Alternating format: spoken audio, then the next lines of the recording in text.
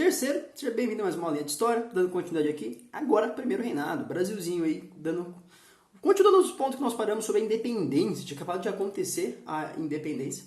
Então, tínhamos o governo novo, na mão do Dom Peter. E aí, como é que aconteceu? O que foi assim? Foi aceito? Então, teve alguns problemas nessa aceitação. E como que o governo vai reagir a essas revoltas, esses conflitos que se iniciaram por não aceitar o que estava acontecendo, não aceitar a independência?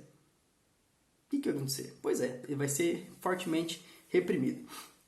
Então, o principal ponto, a maior resistência que vai ser encontrada nesse momento vai ser lá na Bahia, onde vai existir diversas hostilidades com os portugueses aí, comandados por um carinha chamado Madeira de Melo, que vinham desde a independência. Então, as hostilidades que existiam antes da independência, na verdade, ela acerrou elas, não se resolveu por si só. Então, o que o jovem imperador do Brasil fez nesse momento para tentar resolver esses conflitos que começaram a aparecer no país por insatisfação?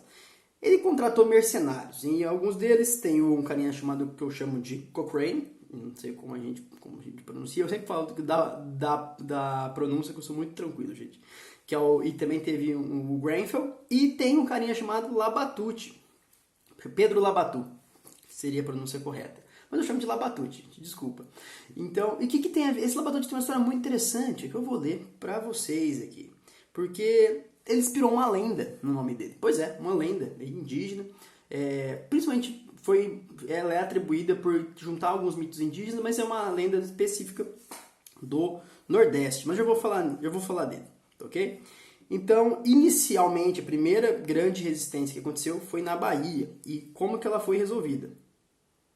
Exatamente, de certa forma, com muitos atos de violência, e até a igreja se envolveu para tentar resolver esse conflito de alguma forma, mas um ataque português até resultou na morte da Soror Joana Angélica. Então, novamente, violência para resolver conflitos. Isso não vai ser o primeiro, não será o último, não vai ser a última forma de lidar com esses conflitos. De certa forma, principalmente os portugueses que começaram esses conflitos, que moravam no Brasil e estavam temendo ser prejudicados com essa independência. Então, daí que surgem esses conflitos. E lá, por um lado, vamos falar agora de onde que vem esse Labatut. Lá em Pirajá, lá em meados de julho de 1823, um carinha foi liderado pelo um carinha chamado Labatut, liderou as tropas do governo para resolver essa rebelião. Na verdade, não era esses pontos de conflito, especialmente lá no Ceará, na região do Ceará. Então, Labatut chegou, ele era extremamente violento, e logo os portugueses que estavam com esses conflitos com medo de ser prejudicados, novamente, eles foram apaziguados e bateram em retirada. Por um outro lado, no Pará houve também mais conflito, teve uma situação de certa forma até trágica, mas eu vou falar um pouquinho quando eu for contar a lenda que eu quero contar para vocês, que eu acho bem interessante, que o Grenfell, ele derrotou lá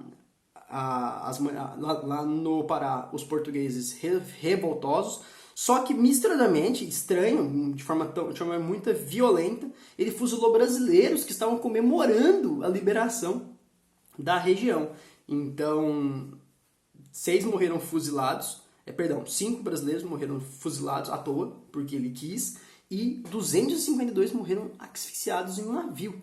Então, esses foram esses conflitos pontuais pelo Brasil, de portugueses que temiam que a independência prejudicasse eles. O Dom Pedro I, um jovem imperador, contratou mercenários para reprimir com força esses focos de resistência aí, em resposta à independência. Agora, o que tem a ver o Labatut? Pois é, vou falar para vocês. O Labatut, teoricamente, é uma criatura, é um monstro antropófago do folclore do sertão nordestino, conhecido na região da Chapada do Apodi, na divisa entre o Ceará e o Rio Grande do Norte. O Labatut possui uma forma humanoide, com o corpo coberto de pelos, pés redondos, mãos compridas e cabelos longos e assanhados. E possui apenas na testa e seus dentes são similares a de um elefante. A lenda conta que ele vive no fim do mundo e que ele percorre as cidades durante a noite a fim de saciar sua fome, que é enorme. Essa é uma criatura mitológica. Acontece que essa criatura mitológica foi baseada nas ações horríveis e violentas por parte do Labatut. Esse cara que foi resolver as resistências portuguesas aí, à independência. Então, ele foi conhecido uma pessoa tão cruel que inspirou uma lenda no nome dele. Vocês têm noção disso? Que ser ruim demais? Tem níveis de ruim. Ruim é quando você é ruim. E ruim quando você inspira lendas de uma criatura que come gente. Entendeu? Então é isso que aconteceu. Reza a lenda, né, que realmente essa criatura mitológica, que tem o mesmo nome, escreve da mesma forma do nosso folclore brasileiro, aí, principalmente da região Nordeste, foi inspirado nos atos violentos do Pedro Labatut, aí, esse general. E ele era considerado tão violento que ele assustava até mesmo os seus próprios soldados.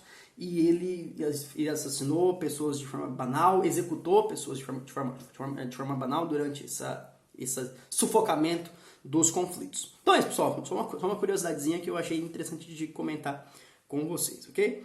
E, então, o primeiro país a reconhecer isso foi nos conflitos internos. Não quer dizer que reconhecer externamente foi fácil, reconhecer a independência do Brasil. Só me organizar aqui. Então, essa primeira etapa dos conflitos internos, a parte do conflito interno, o primeiro país que vai reconhecer o Brasil é os Estados Unidos. Pois é. E quem vai ter o presidente nesse momento é o James Monroe, que tem a política da doutrina Monroe, que é a América para os americanos. Vocês já ouviram isso em algum lugar? Pois é, não sei de onde eu vi, mistério. E essa era a postura dele naquele momento, então considerando que todas as colônias deveriam ser da América, numa política de resistência aí a qualquer intervenção das nações europeias nas colônias da América, aqui no caso do Brasil, América do Sul. Okay? E lembrando o que está acontecendo na Europa nesse momento, está acontecendo todo um processo de restauração devido a todos os conflitos do nosso amigo Napoleão, que tinha feito toda aquela bagunça na Europa, inclusive nos tronos e tudo mais. Então, é isso que estava acontecendo lá. Por um outro lado, como que Portugal vai receber a independência dos Estados Unidos? Muito simples, paga pra gente aí 2 milhões de libras esterlinas e a título de indenização, porque a gente está prejudicado sem ser independente agora, e o título honorário dado a Dom João VI de imperador do Brasil. É isso que eles pediram. E a mediação desse acordo de reconhecer a independência foi feito por quem, gente? Foi feito por quem, terceiro? Pois é, a Inglaterra estava lá, molecadinha, vamos aqui reconhecer essa independência. Beleza, reconhecido, ok, resolvido.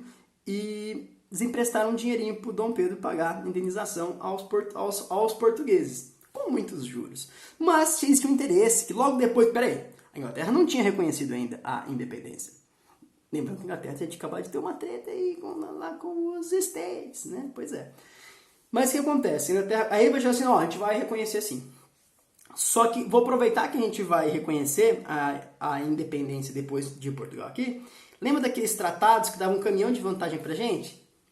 A gente quer renovar. Vocês renovam pra gente? Aí eles falaram, renova. E aí isso foi a vantagem que eles arrumaram.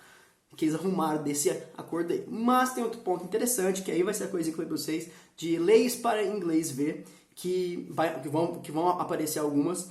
A Inglaterra exigiu que esse reconhecimento tinha que vir com uma garantia que de agora em diante, existiria um compromisso por parte do Brasil de acabar com o tráfico negreiro, que era o maior medo isso mesmo, os grandes proprietários de terra, a elite ruralista do nosso país. Então, porque acabar com o tráfico negreiro aí era um ataque à escravidão, que mantinha esse sistema das elites rurais e agrárias do nosso país.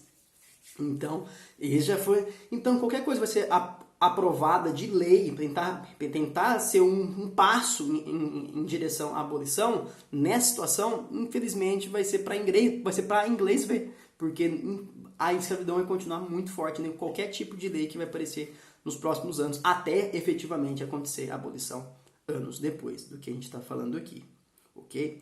Então, essa foi a nossa primeira partezinha da nossa aulinha de história. Eu vou dar um pause para não ficar tão grande aqui e a gente já continua, já. Então, até já, terceiro.